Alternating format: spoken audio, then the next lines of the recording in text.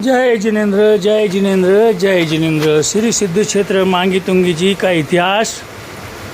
आरिका माता 105 श्री विमुक्तमती माता जी एवं आरिका श्री 105 विपुलमती माता जी के सानिध्य में आज दोपहर का वाचन हुआ। तो कृपया ध्यान से सुनिए। मांगी तुंगी जी क्यों नाम पड़ा, मांगी तुंगी जी का संक्षिप्त इतिहास जिनवाणी के स्वाध्याय के माध्यम से आप ग्रहण कीजिए, चिंतन मनन कीजिए।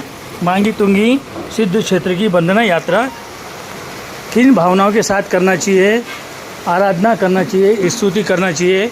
मंगेश्वर तुंगेश्वर महामुनि महाराज जी का भी वर्णन इस कथानक में आया है। संक्षिप्त कथानक आपको 8 मिनट का सुनने को मिल रहा है, उसको अवश्य सुनिए ध्यानपूर्वक और चिंतन मनन कीजिए। जय जिनेन्द्र। आज संभवनाथ भगवान का मोक्ष कल्याणक चैत्र शुक्ल गुरुवार का दिन है। चैत्र शुक्ल छठ। हाँ, संभवनाथ भगवान का मोक्ष कल्याणक अवश्य याद रखिए और इस वीडियो को ध्यानपूर्वक सुनिएगा, चिंतन मनन कीजिएगा। आरिका माता जी का एक एक शब्द ग्रहण करने लायक है, सुनने लायक है, चिंतन मनन करने लायक है। मांगी तुंगी जी सिद्ध क्षेत्र की महिमा और इसका इतिहास संक्षिप्त में आपको पढ़ के जिनवाणी के माध्यम से सुनाया है। अवश्य सुने, ध्यान से सुने। जय जिनेन्द्र।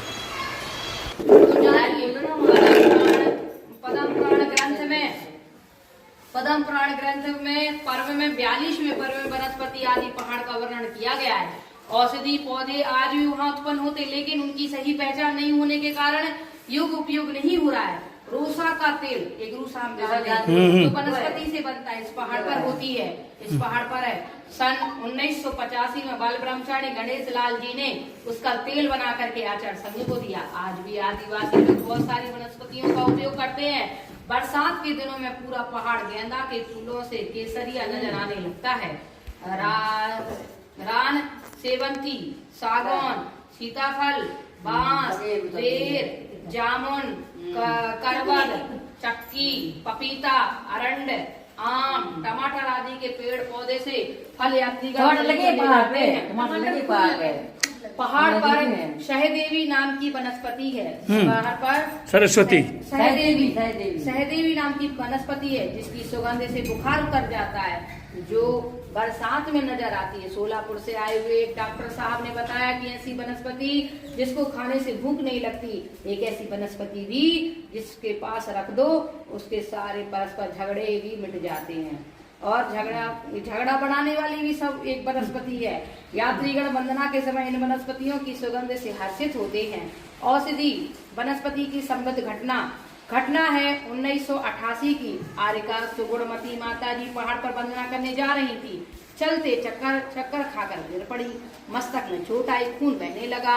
उनके साथ एक ब्रह्मचारिणी दीदी भी थी। उन्होंने पास के किसी वनस्पति का पत्ता तोड़ करके घाव पर लगा दिया। पत्ता वहां चिपक गया, तत्काल खून बंद हो गया। इस प्रकार पहाड़ पर वनस्पतियां बड़ी औषधि महत्ता है। मुलहेर का वैभव सुनो। मुलहेर प्राचीन इतिहास से साधना है। यहाँ राठौर वंशी राजपूत राजाओं की राजधानी थी। करीब 650 वर्ष तक इन राजपूतों ने मुलहेर पर राज्य किया था। महाराजा बीरम सेन राठौर वंशी ही थे। युद्ध जाने के पूर्व प्रथम तीर्थंकर आदिनाथ भगवान की यक्षिणी चक्रेश्वरी देवी को नमस्कार करके जाते थे। अतः वे जैन मान्यता के विश्वासी थे। उन्हें मंगेर और तुंगेर आ गया। मंगेश्वर और तुंगेश्वर, इस पहाड़ का नाम क्या था? मंगेश्वर और तुंगेश्वर। मांगी तुंगी पहाड़ पर अनेक प्रकार की अनेक बड़ी बड़ी गुफाएं निर्माण करा के पुरानी मूर्तियां जीर्णोद्धार प्रतिष्ठा करवाई। उनका नाम उल्लेख में मिलता है। राजा का नाम था क्या? राजा का नाम था बीरम सेन राठौर वंशी। राजा बीरम सेन राठौर वंशी ने पहाड़ पर अनेक गुफाएं, अनेक जिन प्रतिमाओं का निर्माण करा, जीर्णोद्धार प्रतिमाएं बनवाई। प्रतिष्ठा में उनका उल्लेख मिलता है। आदिनाथ गुफा मांगी तुंगी पर पर्वत के पाषाण दीवार पर लगा बोर्ड, जिस पर है विक्रम संवत 1400 अंकित था। अब वह पढ़ने में नहीं आता है। मुंगेर का किला, मुलहेर से थोड़ी दूर मुलहेर किला था। किले के ऊपर पानी के संग्रह की टंकी, टाका कुंड, सरोवर, तोपे, खंडार, मकान दिखाई देते थे। चढ़ने का मार्ग बना हुआ था। श्री महादेव का मंदिर, चक्रेश्वरी देवी की मूर्ति, घुड़साल आदि आज भी दिखाई देते हैं। किले के नीचे बड़ा शहर था। खंडर में अनेक जैन मंदिर थे, सैकड़ों जैनियों के घर थे। ऐसी कितवंती जैन पुरा नामक मोहल्ले के लगभग 800 जैनियों के घर थे यहाँ पर। उस समय का जैनपुरा जंगलपुरा बन गया है। उस जमाने का ईडर निवासी भट्टारक की ओर से ब्रह्मचारी जिनदास है। फिर उस जमाने में ईडर के एक निवासी थे, भट्टारक की ओर से ब्रह्मचारी जिनदास जी वहाँ निवास था। उनका धर्म उपदेश के लिए बागलान वेश, पिपलनेर, सामनोड़ा, दहीवेल, खोडगांव और पारोला, कुशंबा, सोनगिर, बेटावद, माउंड, बहादुरपुर, चौपड़ा, पिपलगांव, सेदुर्णी आदि आसपास गांव में भ्रमण होता था। ईडर से आए हुए दस्सा हुम्मड़ जैनियों की यहाँ बस्ती थी। मुलेर में करीब 300 से अधिक दस्सा हुम्मड़ दिगंबर जैनियों के घर थे।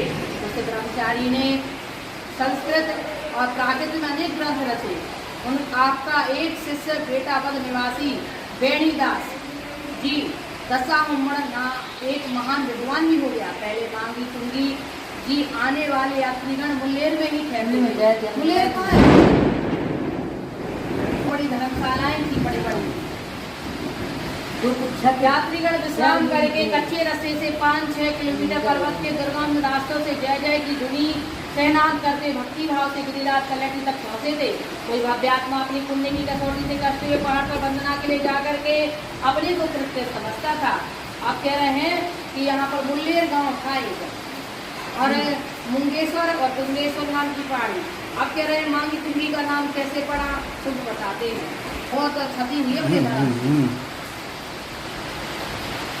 कह रहे पहले बताते राजा वीरमसेन द्वारा पहाड़ का जीर्णोद्धार नवनिर्माण कराया। उस समय पहाड़ का नाम मंगेश्वर और तुंगेश्वर के नाम से जाना जाता था। इस पहाड़ के पश्चिम ओर एक मांगी नाम का गांव था जो अभ्यंत में मांडाणा कहलाने लगा।